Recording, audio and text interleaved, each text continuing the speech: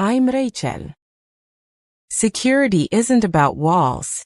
Anyone who tells you that is selling you a product, not a principle. True security is about protocols, rules of engagement, layers of authentication. It's about knowing exactly who is allowed in, what they are allowed to touch, and what happens when they try to breach the perimeter.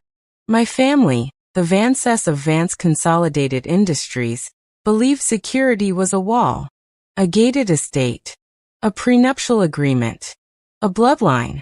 They believed it so completely that when I, at 28, fell in love with and married a brilliant, kind, and in their words, improving software engineer named Leo, they saw me not as a daughter making a choice, but as a system failure, a breach. Their response was a hard reset. I was disinherited, written out of the will, the trusts, the family narrative. My older brother, Julian, newly installed as CEO, delivered the verdict. Not with cruelty, but with a chilling corporate finality. It's not personal, Rachel, he'd said in our father's old study. It's about risk mitigation.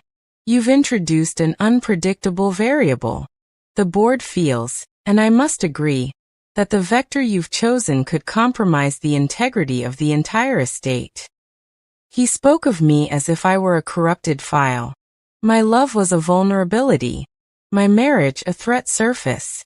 They gave me a settlement. A generous one, by most standards. Seed capital, Julian called it. To build your own life.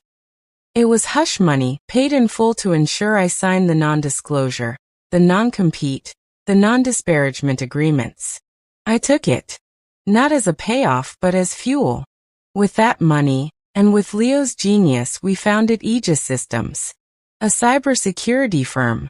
While Vance Consolidated built physical things, shipping containers, warehouse robotics, logistics hardware, we built digital shields.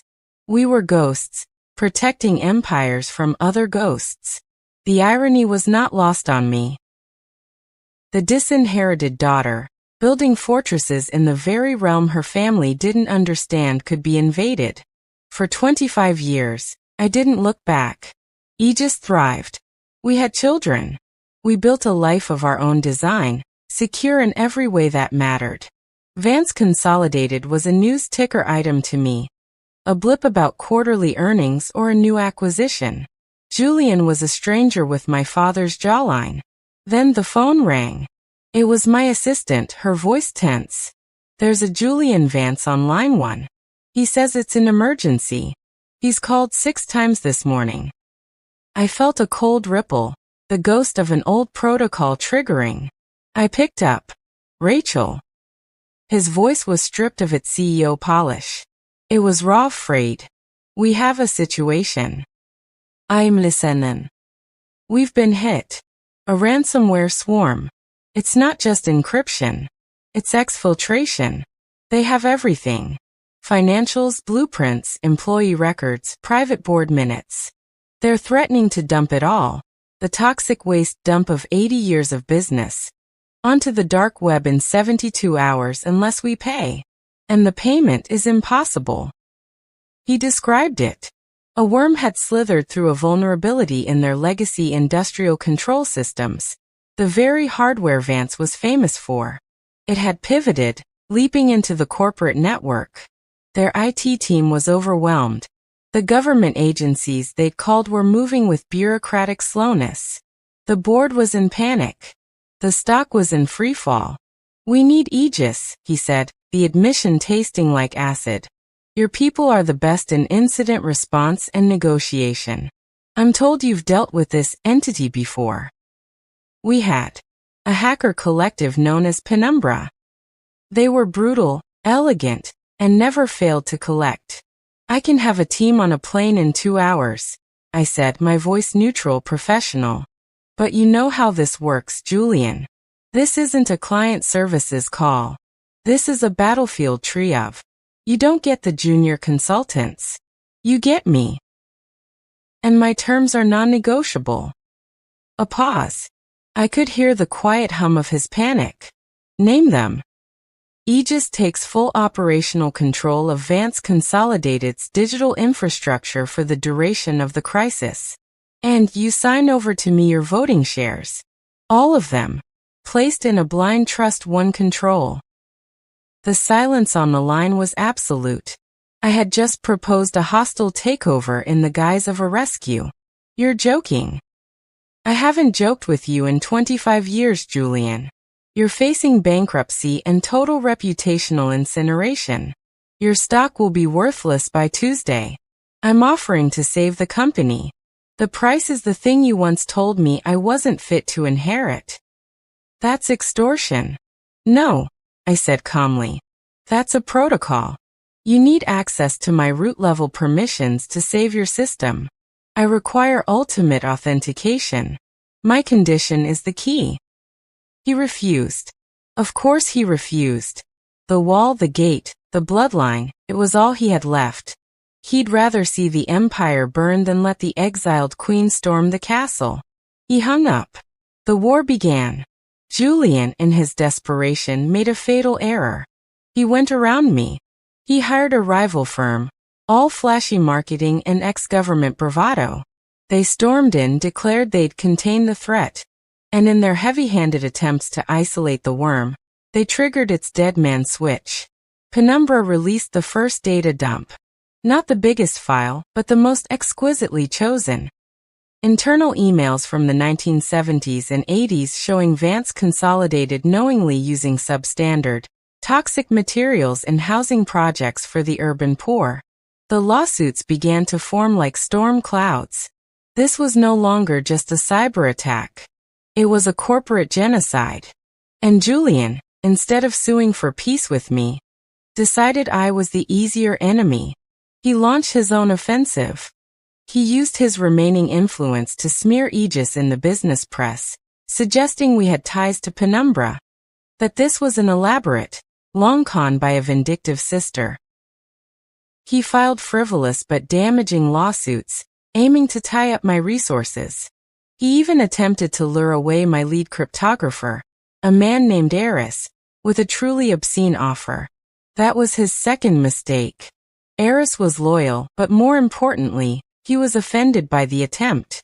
He came to me, and he brought me a gift. The forensic trace of the initial breach. It wasn't just a random vulnerability. The worm had been inserted via a corrupted firmware update. An update signed by a Vance subsidiary that had been acquired by Julian just 6 months prior. A company with known lax security. Julian, in his drive for growth, had bought a backdoor and installed it in his own house. The breach wasn't just an attack. It was a consequence. The rot wasn't digital. It was in the leadership. My brother's ambition had hollowed out the very walls he was so proud of. I now had a choice. I could have released this forensic report. It would have destroyed him utterly legally, and finally. But it would also have been the final nail in Vance's coffin. The company would have been dismembered by vulture funds. And a strange thing happened. I didn't want that. Not for the company. The company was just a system. I wanted accountability. I wanted him to see. So I escalated. I moved from defense to a quiet, ruthless psychological siege. I didn't target Vance's systems. I targeted Julian's reality. Using the access patterns Penumbra had exploited, I had Eris design a series of messages. First, the ghost in the machine. Every morning at precisely 9:05 a.m., the time our father used to start his executive day, Julian's computer would briefly flicker. Then a single antique font would appear on his screen, typing out a line from our father's favorite business maxims. A chain is only as strong as its weakest link. Or, pride is the mask of fear. It would linger for 10 seconds, then vanish, leaving no trace in the logs. Then the curated leak. I anonymously fed a financial journalist the story of the reckless acquisition that caused the breach. Not with my evidence, but with just enough breadcrumbs to lead them to it. The headline read, Vance's costly gamble unleashed digital hell. Finally, the personal play. I knew Julian's greatest vulnerability wasn't the board or the stock price. It was his identity as our father's rightful heir. I had a deepfake audio file created. Not of anything damning, but of our father's voice, pulled from old home movies saying, "Julian, sometimes the smartest move is to surrender to a superior force." I had it delivered to his private mobile via an untraceable, encrypted packet that would play once and delete. I was no longer just fighting my brother. I was hacking his psyche, exploiting the vulnerabilities of guilt, pride, and fear. I was proving that the strongest firewall in the world can't protect you if the attack vector is your own history. He broke. Not publicly. Not in a way the world could see. He came to my headquarters, to the Aegis lobby. He looked like a man who hadn't slept in weeks. The polished CEO was gone. In his place was a middle-aged man facing the abyss. "Call off your demons, Rachel," he whispered, when we were alone in a secure conference room. "They're not my demons, Julian. They're yours. I'm just holding up a mirror." "What do you want?" The question was a surrender. The same thing I've always wanted. For you to admit the wall was a lie. That security isn't about keeping people like me out. It's about building something resilient enough to let the right people in. I slid a new contract across the table. It was not the one I'd first proposed. It was worse for him, and better for the company. Aegis gets a 49% equity stake.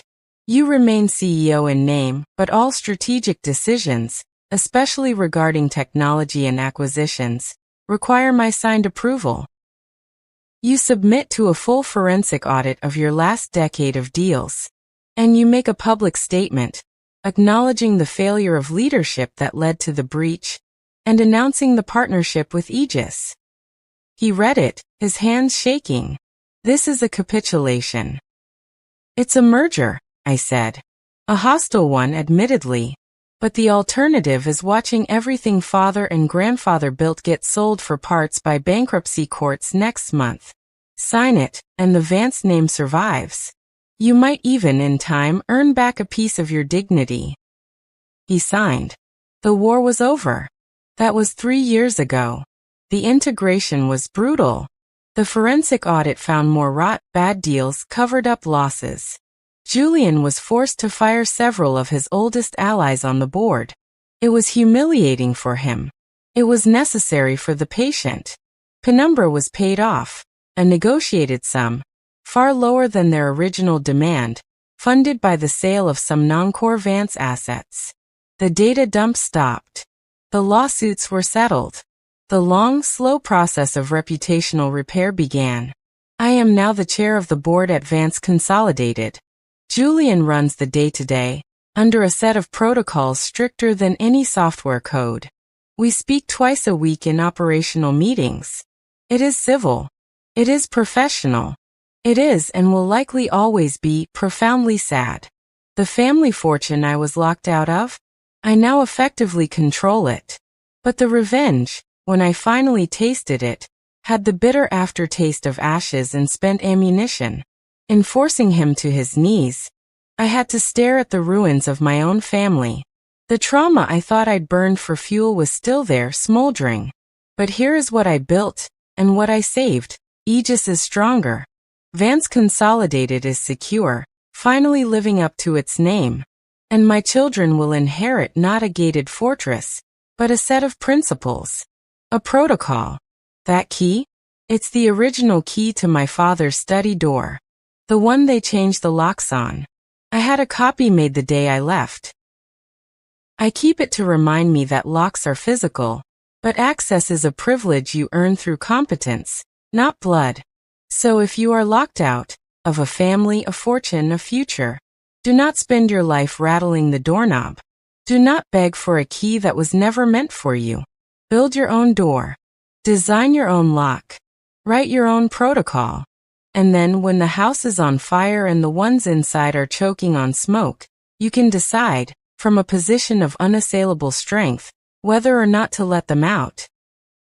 Thank you for listening. If you want to hear more story like this, Please like the video and subscribe the channel. Hit the bell icon to get notified.